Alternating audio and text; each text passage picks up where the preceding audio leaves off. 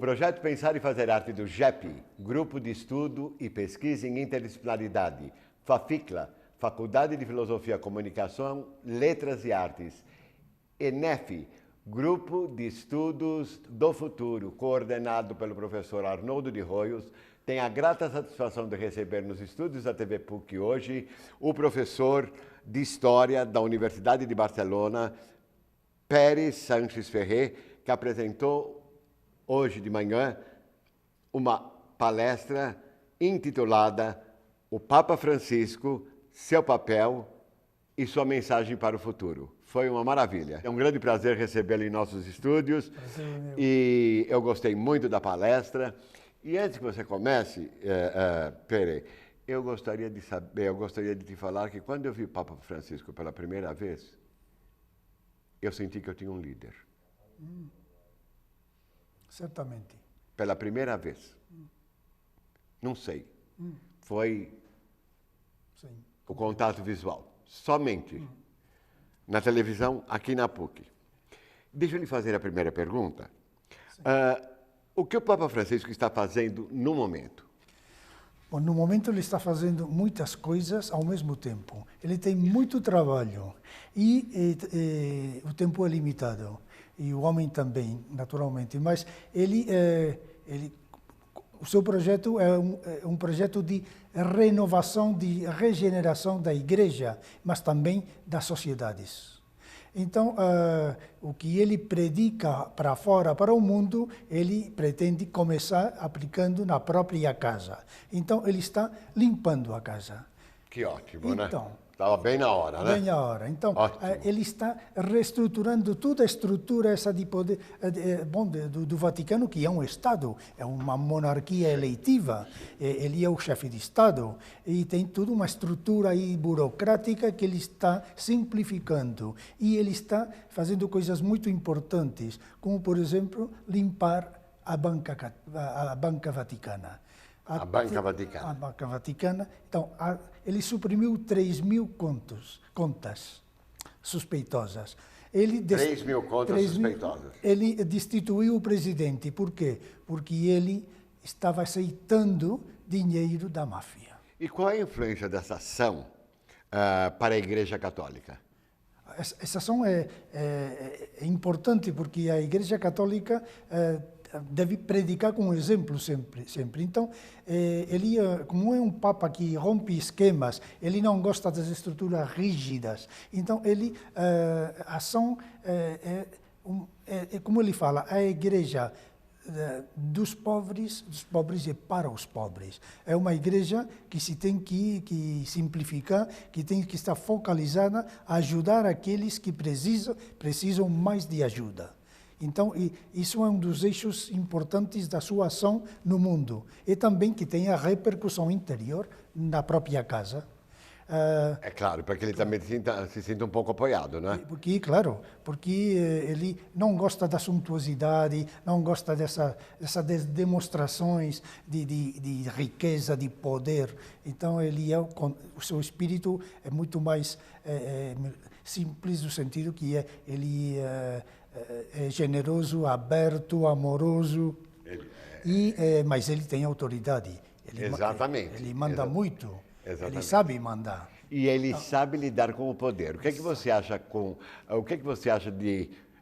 do como ele lida com o poder?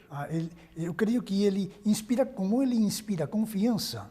Então, de repente, os mandatários mundiais, os chefes de Estado, falam com ele e ele tem uma empatia, desenvolve uma empatia imediata com o outro, de forma que inspira confiança, então ele consegue coisas que outros não conseguem.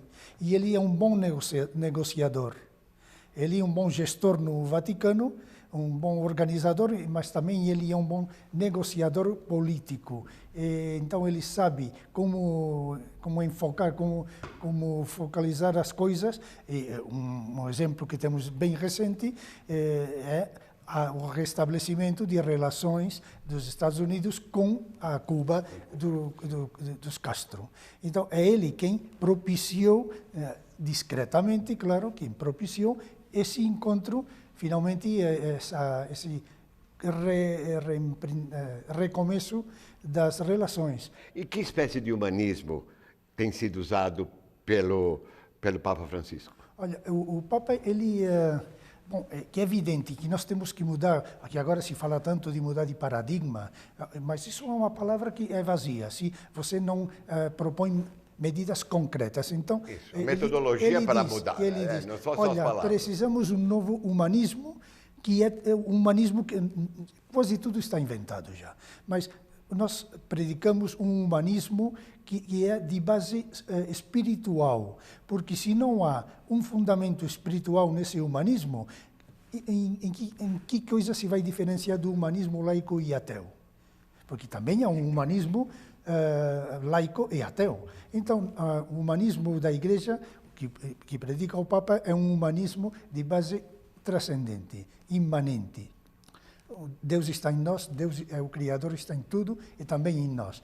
E depois é um humanismo de justiça social. E são essas duas pernas essenciais. Depois tem outros elementos, mas essencialmente fundamentalmente são esses dois. É isso, é humanismo de base transcendente e justiça social. E você poderia explicar ao telespectador o que é a ciência sem consciência que você deixou ao auditório hoje, sim, assim, pasmo, quando você falou ciência sem consciência, porque aqui realmente é uma casa de ciências, né? A universidade claro, é produtora de ciência, mas cuidado que a ciência tem dois lados. Por favor. Como eu falei aí na minha palestra, a ciência, como o próprio ser humano, tem dois rostos. Tem um que é positivo, é evidente, que facilita a vida, que melhora a vida das pessoas, salva a vida, melhora em todos os aspectos. Mas depois tem outro. Quando essa ciência não está ao serviço do homem, então está ao serviço de grandes poderes econômicos opacos, normalmente.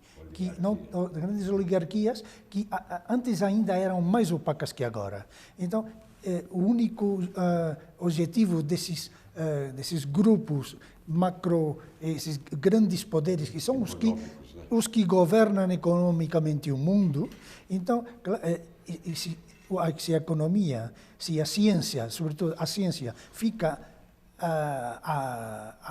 nas mãos desses grupos, qual é o seu objetivo? O lucro, ganhar dinheiro, ética? Não é ética, tem só um objetivo, que é ganhar o máximo de dinheiro no mínimo de tempo. Então, como o Papa diz na sua exortação Evangelii Gaudium, o homem tem um afã de cobiça e infinito. O ser humano é um ser finito com desejos infinitos. Isso foi muito bonito também. O ser humano é um ser finito com desejos infinitos. Então, os média que estão ao serviço dos grandes poderes econômicos, eles favorecem essa cobiça e esses desejos insaciáveis. Sempre outra coisa. Então, estão fomentando uma civilização do imediatismo, do consumismo, utilitarismo, da superficialidade e da destruição do mundo natural. Porque o que nós consumimos no mundo em um ano, a natureza demora 1 milhão de anos para produzi-lo. As matérias-primas que precisamos em um ano. Então, é impossível, é insustentável. Mas eles não importa. Não importa, porque o importante é só o lucro, nada mais. É muito duro, porque são pessoas, claro. Mas é um setor que não tem ética, que não é a maioria, mas, claro, é uma minoria muito qualificada. E muito poderosa. É muito poderosa. E muito poderosa. E aí está o problema. Que acaba por danificar as outras também. Então, eles convertem a ciência sem consciência. Sim. Porque quando a ciência está ao serviço do homem e não do dinheiro, então essa ciência tem consciência. Essa ciência sabe que tem limites, que não tudo deve ser permitido. Como diz São Paulo, na 1 de Coríntios, tudo me é permitido, mas não tudo me convém. Exatamente. Isso é uma E beleza. Essa foi outra frase já faz 2000 que a anos. audiência adorou. Não é? Tudo me é permitido, mas Não tudo me convém. não tudo me convém. Tudo me convém. Porque é perigoso. O homem tem um anjo e uma besta dentro. Então, se você alimenta somente a parte animal, a parte besta da cobiça, do individualismo, a parte mais baixa, dos instintos mais baixos, menos humanos na realidade, então vira, uma parte da realidade que temos é produto disso.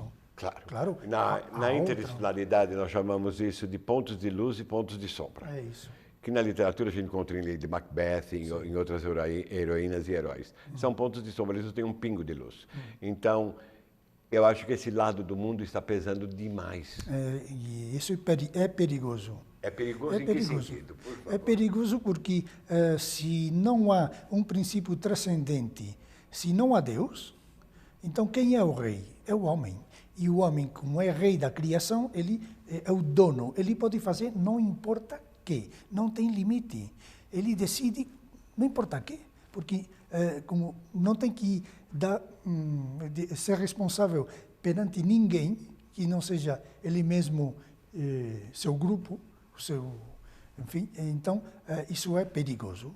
É perigoso porque é o caminho mais rápido para a destruição dos valores que criam uma civilização, porque não há cultura e civilização sem valores, sem uma hierarquia de valores, sem um marco se diz em português, um marco de valores. E quando esse marco de valores fica relativo, que é um instrumento que fica tudo que essas mídias com essas grandes corporações têm, então, olha, tudo é relativo, tudo é provisório. O que é que significa? Que nada tem valor, que nada tem significado realmente, que tudo, como tudo é provisório, tudo pode mudar. Então, você fica, digamos, na via da superficialidade e da banalização da vida. E, por um outro lado, na via da incerteza. É da incerteza permanente. De uma angústia de que você está num terreno de areia movediça. Que é de areias movediças. Então, isso é perigoso porque é o caminho para destruir a nossa civilização, ainda que não pareça. Isso não é catastrofismo. Já estamos vendo. É evidente que está acontecendo, não é? Então, como nós já estávamos conversando lá fora, né? Tanto, outra vez um terremoto no Himalaia, catástrofes de todas as espécies, chuvas, enchentes, e do lado humano, então, muita coisa errada, muita coisa que não tem ética. Não tem ética. Tem ética e não tem respeito. Não, porque a riqueza, digamos, geral do mundo, a riqueza material, a possibilidade de alimentar milhões de pessoas, isso é como nunca foi tão grande a possibilidade de riqueza material como agora. Mas estamos igual que no século XVIII, uma minoria que tem quase tudo é uma parte importante da humanidade que não tem nada. Tem absolutamente então nada. Estamos num contrassentido, numa falta de ética. E o que vem a ser essa centralidade ontológica que você falou? Isso é a centralidade do ser humano. Sim. Isto é, um humanismo tem que ter como eixo essencial o homem. Então, essa centralidade do ser humano, porque tudo vem do ser humano e deve retornar ao ser humano. O objetivo de todos os progressos, o objetivo de tudo os bens materiais, tudo, da ciência, da cultura, dos bens materiais, tudo tem que estar focalizado para o ser humano. Não para o rei não pode ser o dinheiro ou a economia especulativa, os mercados. O rei tem que ser o ser humano, mas desse humanismo, como dizia, claro, de base espiritual e de justiça social. Então, o homem tem que voltar a ser, mas realmente, não um discurso aí para vazio. Não, tudo tem que estar focalizado no ser humano, no homem. Eu falo sempre para os meus alunos, essas palavras não são para serem decoradas. Eu estava dando Morin hoje de manhã, um seminário belíssimo apresentado por eles, sobre a consciência planetária.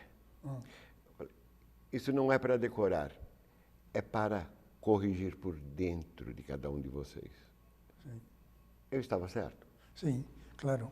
É para corrigir, porque se você não interioriza, se você não se compromete, você fica um elemento passivo, uma vítima passiva do contexto do mundo. Então, a única forma de ajudar a uma mudança realmente importante e radical do mundo, das nossas sociedades, é se implicar, é se comprometer. Senão, o Papa sozinho não pode fazer tudo isso. É evidente. Então, é preciso que que nós, como cristãos, nos apoiemos e nos comprometemos. Sim, sim. Outra coisa que nós achamos muito interessante na palestra da manhã foi o seu conceito sobre moral. A moral é convenção ou é própria da natureza humana? Sim. Claro, porque então é o mesmo. Qual é a diferença entre a moral cristã religiosa e a moral ateia? Então, a genealogia da moral cristã é a moral espiritual, e a moral que, como diz Platão, a origem da moral está na nossa alma, não é convenção. Depois, tem uma parte que se modela no contexto, mas o princípio moral, que é inato no ser humano, e de onde vem? Da nossa alma, da nossa centelha divina. Por isso somos morais. E por isso nosso Deus, que nos dá a consciência, também nos dá a má consciência, porque Ele, em nós, sabe perfeitamente o que está bem e o que não está. Então, essa é a diferença essencial. Então, como nós somos uma criação de Deus, em realidade nós não nos pertencemos. Nós somos propriedade, entre aspas, do Criador. Nós usufrutuamos o mundo, não é propriedade nossa o planeta. Nós usufrutuamos o planeta. Devemos respeitar a vida como respeitamos a nossa própria vida, porque a dignidade da vida está em que Deus está nela. Senão seria só matéria morta. E o que nós fazemos hoje em dia é absolutamente o contrário. Exatamente, aí está o problema.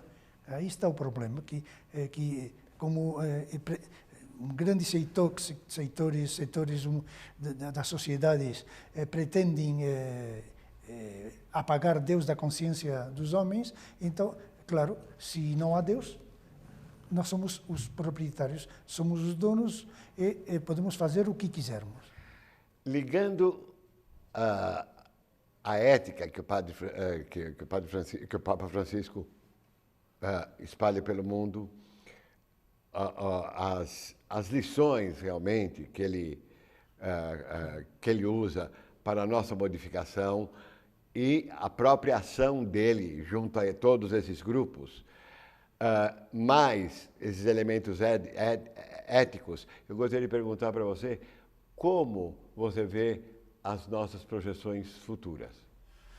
Olha, vai depender, como não depende, vamos ver, eu como católico tenho que pensar que acredito que ele está recebendo a ajuda do Espírito Santo, ele, assim evidentemente, e assim seja. Então, mas precisa muitos aliados, porque isso não se pode fazer uma pessoa, ainda que tenha muito carisma, que seja um líder mundial já em 2 anos de pontificado, ele precisa muita ajuda, porque mesmo dentro da igreja tem setores que estão opostos a essas mudanças, ou que querem mudanças mais radicais. Então, ele vai precisar,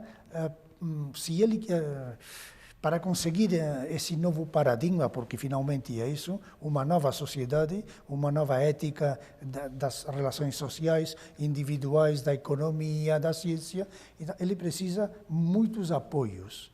muitos apoios do mundo intelectual, do mundo econômico e do mundo político, muito importante, porque já sabemos que quem governa realmente o mundo não são os políticos.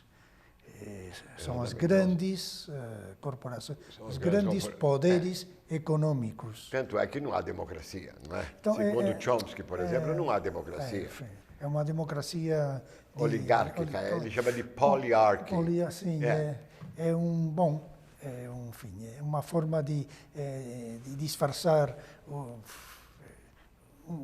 na realidade o político que é corrupto já é evidente que está ao serviço dos piores. Mas, aqui você em todo aqui mundo nós não precisamos, sim. Mas aqui a corja corja da corrupção é imensa. Sim. Mas olha como o Papa ele faz um grande elogio da política, porque a política é um serviço à sociedade, um serviço ao país e à humanidade, é uma ação filantrópica.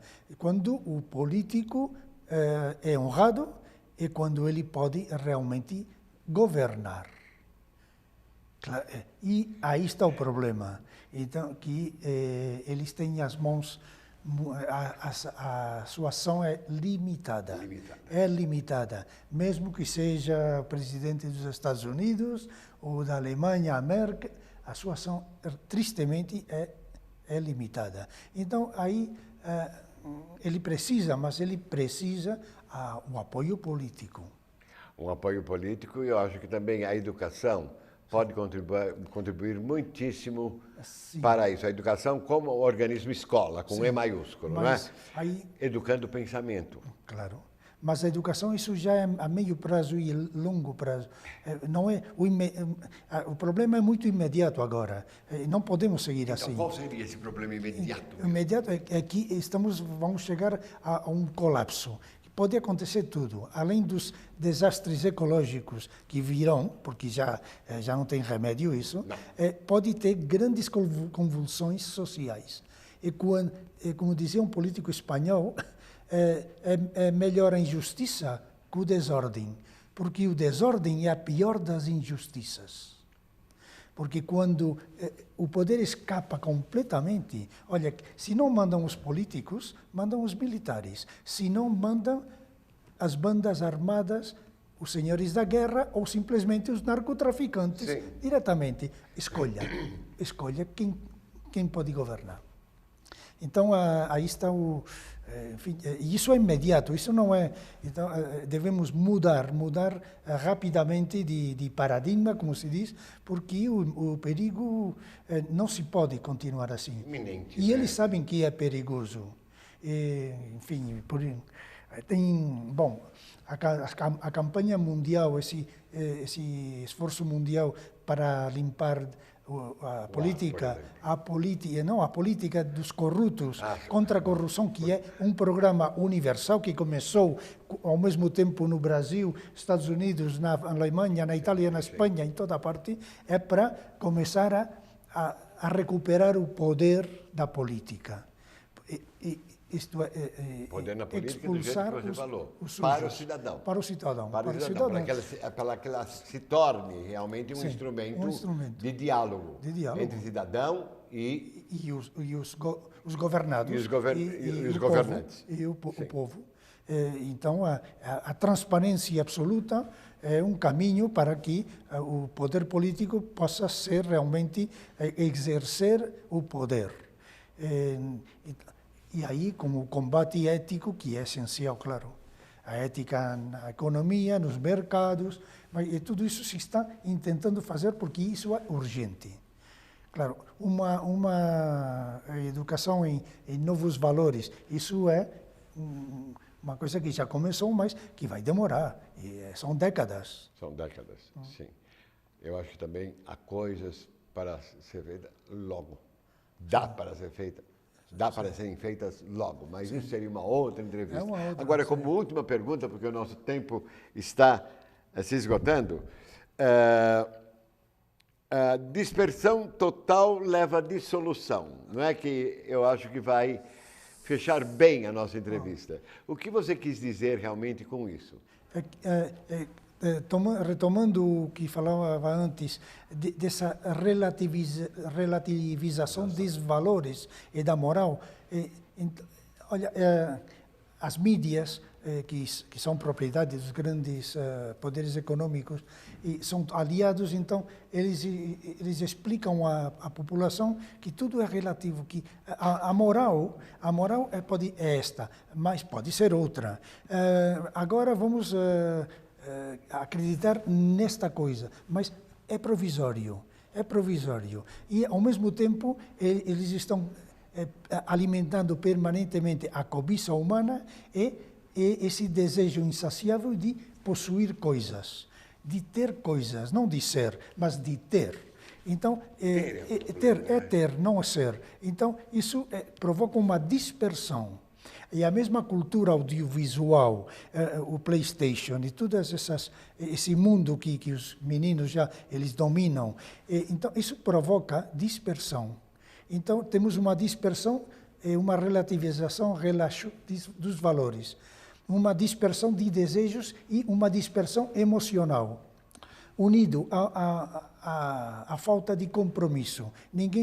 Todo mundo quer ter todos os direitos, mas deveres e responsabilidade poucas. Então, isso vai gerando um estado de provisionalidade, onde tudo pode ser, não é, tudo pode mudar, família é qualquer associação de pessoas, agora um valor é posto em dúvida, o outro também. Isso vai provocando uma dispersão, além da nossa própria cultura, que provoca dispersão, até dispersão visual, dispersão emocional, dispersão auditiva, dispersão intelectual. E isso leva à dissolução. Perry, eu gostaria de agradecer muitíssimo a sua presença e muito obrigado pela conferência hoje de manhã e pela entrevista concedida ao GEP, ao NEF, ao Pensar e Fazer Arte. E quando você voltará? Se Deus quiser, é mês de novembro. Ótimo. Então, espero poder gravar uma outra com você sobre o novo tema que você desenvolverá aqui conosco. E eu gostaria de agradecer ao telespectador pela sua audiência. Muito obrigado. Muito obrigado, muito obrigado.